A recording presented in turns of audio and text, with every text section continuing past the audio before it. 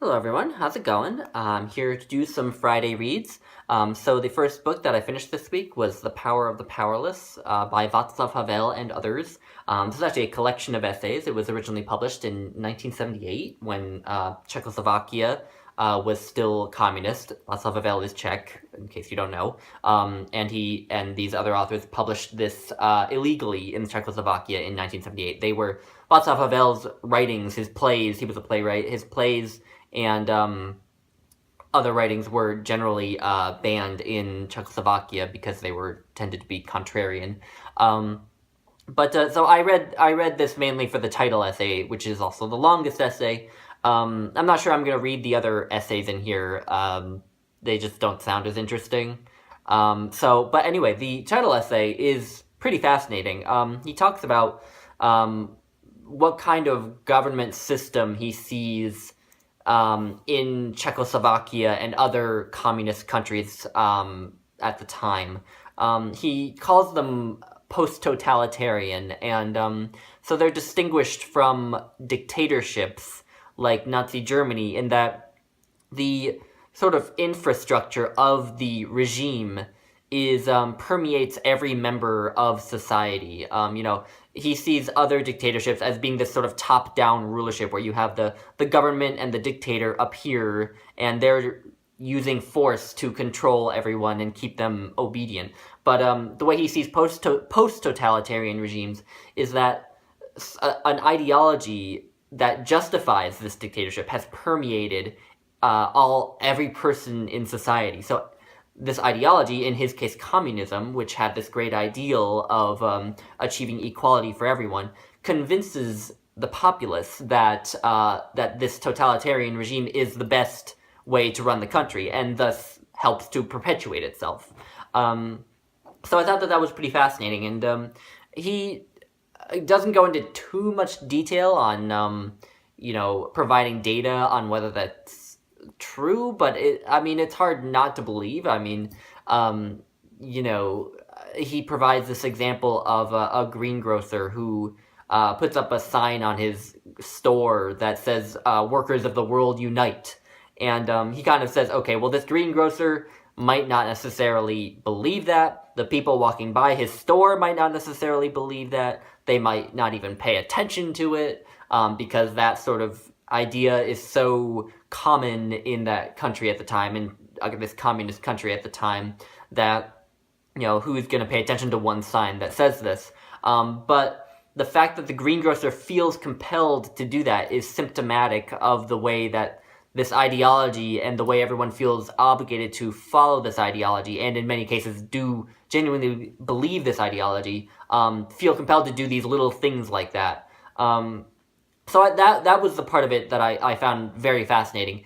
And, it was hard for me not to see kind of the contemporary United States in his analysis of a post-totalitarian regime. Not that I'm saying we're nearly as far along as the communist dictatorships of the Cold War era, but we certainly have ideologies in the United States that I do think justify inequalities and injustices. We have sort of this idea that hard work will always be rewarded and will lead to wealth, and that those who have wealth must have worked hard for it, and so must also be morally good.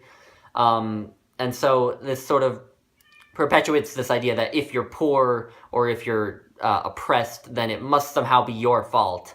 And I think that idea is still pretty common in the United States.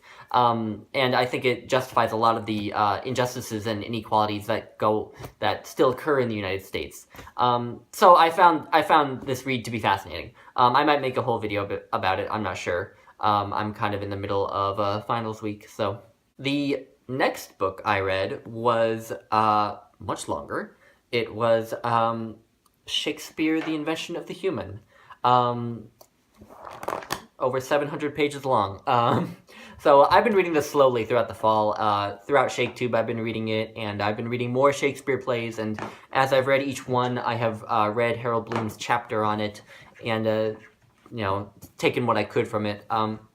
So this was published back in 1996, and Harold Bloom is lifelong literary critic. So this is an attempt to do a sort of comprehensive study of Shakespeare, and he has a central thesis in this book, actually, and it's probably the part of the book that I take the biggest issue with. So Steve Donahue sort of ranted about this thesis in his own video on his last ShakeTube video, but the thesis is that that Shakespeare invented the way that we now think about being human.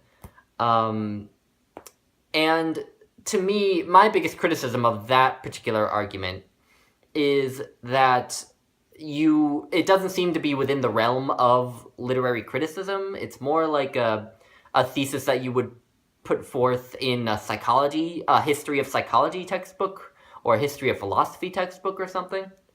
And the other thing is that in order to prove that theory, you would need to have read and analyzed every work of literature that came before Shakespeare, and prove that there was something in Shakespeare that none of that had. I'm talking about literature from all over the world, from Shakespeare's own England to Asia, to Africa, to the Americas, and that to me seems far-fetched, and I find it hard to believe that even Harold Bloom, who I know reads a ton and has read many books and still probably reads way more than I do on a daily basis, has been able to do all that, and he certainly, I don't think, did it before he wrote this.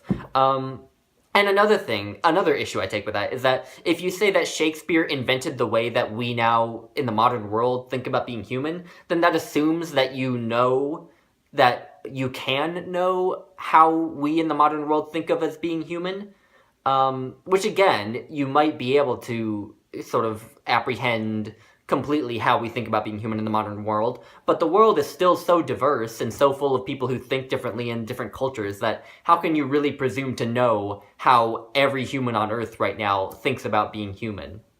So, yeah, I take a lot of issue with that main thesis. But that aside, his chapters on the plays, I did end up enjoying.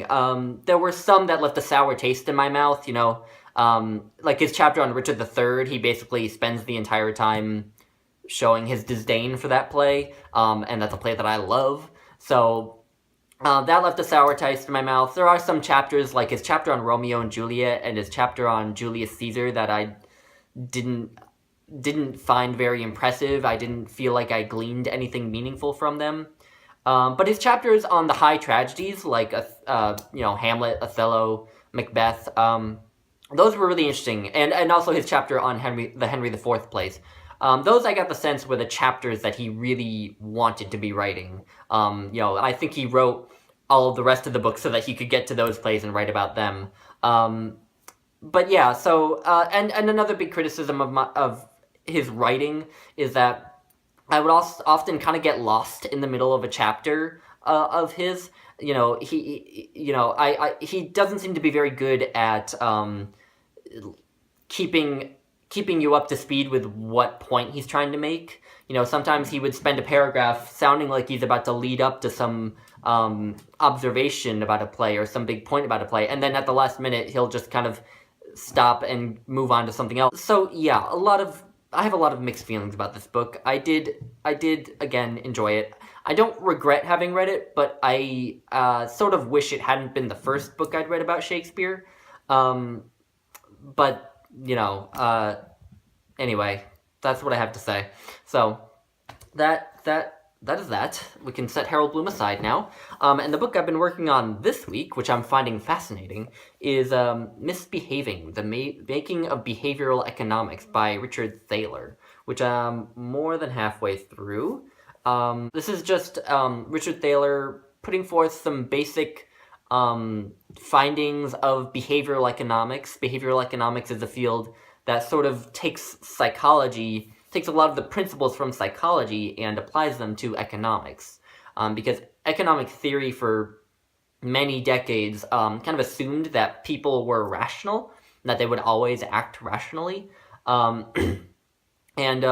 What psychology tends to find is that people don't always act rationally. So behavioral economics is when you take that those findings from psychology in which people are not as rational and apply them to economics. For example, one of the most basic findings, one of the first findings that Richard Thaler came across in his research on behavioral economics is what he calls the endowment effect, which is that people have a tendency to value things that are in their possession more highly than things that aren't in their possession, no matter what their intrinsic value is, which traditional economic theory would say is irrational, because your rational person's only focus should be on the actual intrinsic value. So, like, this book, it does not have any more intrinsic value just because it belongs to me than any other book. And yet, what behavioral economics has found is that I am more likely to cherish this book just because I own it. And I'm less likely to give it away, and I'm less likely to want someone else's book because it belongs to them and not to me.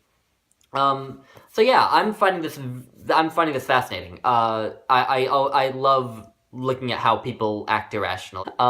So yeah, I'm loving this. And I think I might do a whole video on this book. We'll have to see. But yeah, so that's what I have been reading, and this is what I'm going to continue to be reading. So yeah, anyway, thanks for watching, guys. Bye.